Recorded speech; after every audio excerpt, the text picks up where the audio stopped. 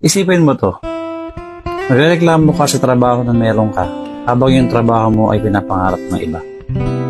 Minsan naiinis ka sa anak mo sobrang kulit. Pero yung iba, nangangarap na magkaroon ng anak. Hindi mo gusto yung bahay na meron ka. Pero marami ang nasa kalsada. Wala man lang matuluyan. Minsan gusto mong bawiin yung sarili mong buhay. Pero yung iba, gagawin ang lahat para lang mabuhay. Minsan kaya hindi ka masaya kasi hinalab mo yung mga bagay na wala sa'yo. Alam mo, subukan mong tumingin sa paligid mo. At makikita mo na napakadaming bagay na meron sa'yo na pinapangarap ng iba. Huwag mo kasi hanapin yung mga bagay na wala sa'yo. Sa halip, magpasalamat ka sa mga bagay na meron ka. Baguhin mo na yung kaisipan mo. Dahil hanggat hindi mo binabago yung kaisipan mo, hindi ka magiging masaya.